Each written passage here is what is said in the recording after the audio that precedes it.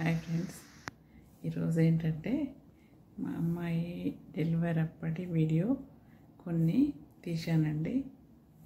కొన్ని ఏంటంటే కొన్ని సీన్స్ ఉన్నాయి.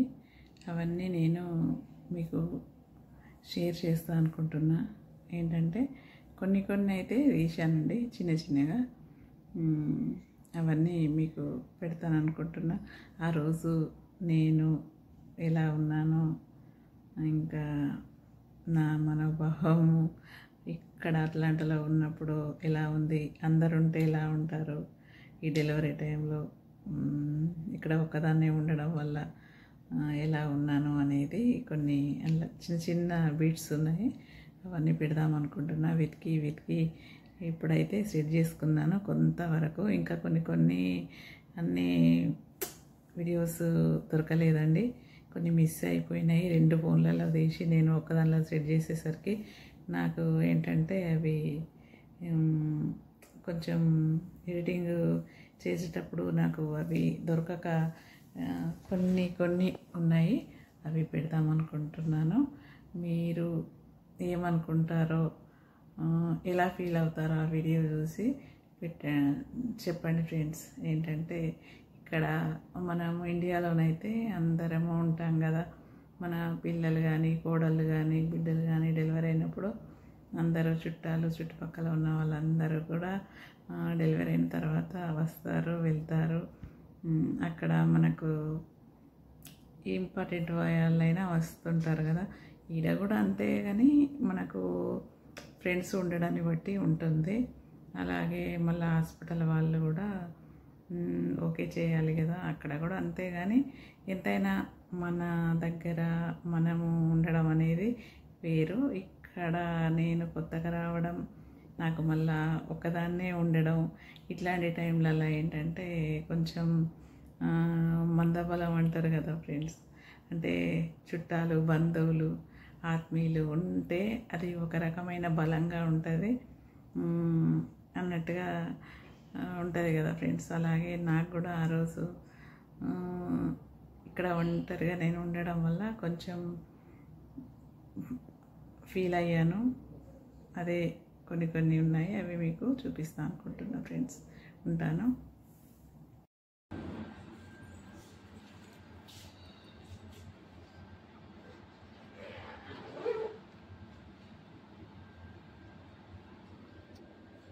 ఇక్కడ తాతకు కూడా మొక్కు.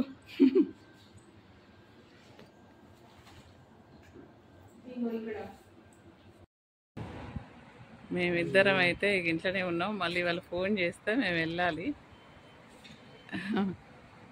ఎందుకంటే ఇప్పుడు జాయిన్ చేసుకుంటారంట. జాయిన్ చేసుకొని మళ్ళీ మూమెంట్ని బట్టి మమ్మల్ని రమ్మంటే వెళ్ళాలి. ఈ లోపల మేము ఇంత వంట కానీ ఏదైనా చేసుకొని తిని రెడీగా ఉండమని చెప్పిండ్రు.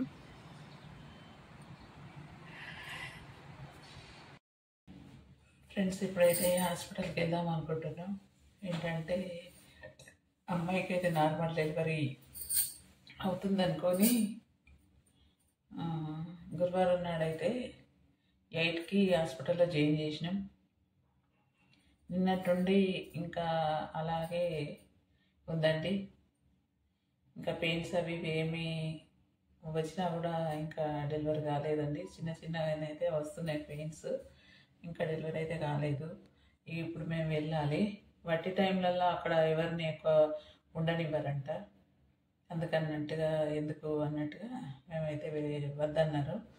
వద్దనడం వల్ల మేము 12 దాకా ఇక్కడ ఇంట్లోనే ఉన్నాము. వంట చేసి జావా, మీకు కావాల్సిన టీ ఇట్లా చేసి మాకు కావాల్సిన ఫుడ్ చేసుకొని తిని ఉన్నామండి. ఉన్నాం కానీ ఇక మా ప్రాణాలన్నీ అక్కడనే ఉన్నాయి.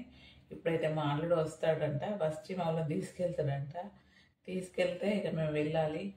ఇక మరి ఆపరేషన్ అవుతుందా, నార్మల్ అవుతుందా అనేది అయితే ఇంకా అర్థమవుతలేదు.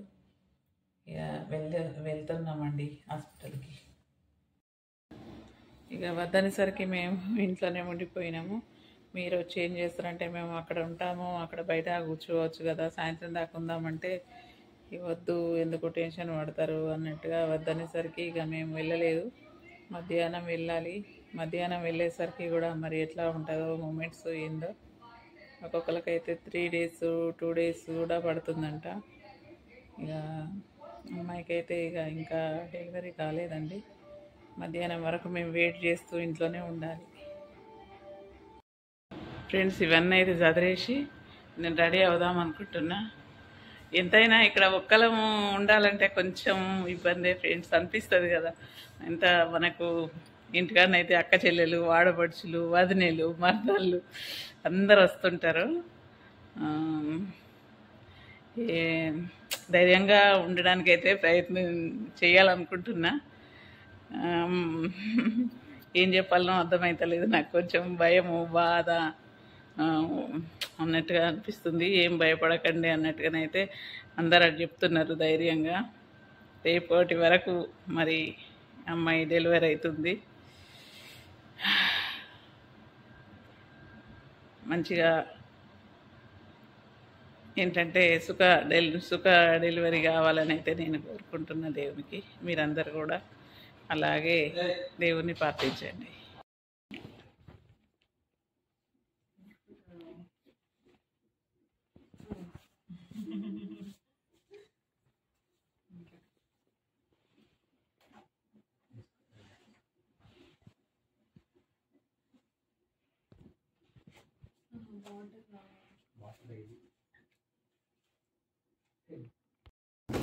ఇంకా బాక్స్లు అయితే రెడీ అయిపోయినాయి.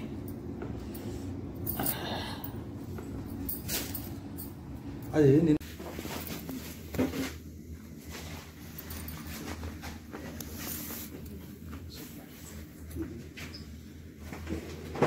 So you don't have to wrap her really tight because I have to open her. Yeah. Okay. Yeah. But thank you. Will you cut all this? Yeah, that's gonna be the last thing because the nurse have to go over with you some paperwork, Okay. and then after you sign papers and your husband brought the car to the atrium downstairs.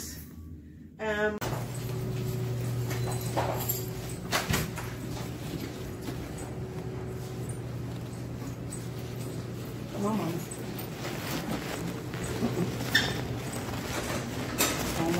I don't want to peek through your hair.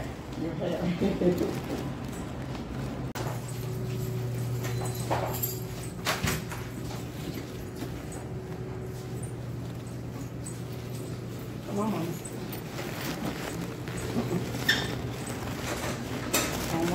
I don't want to peek through your hair.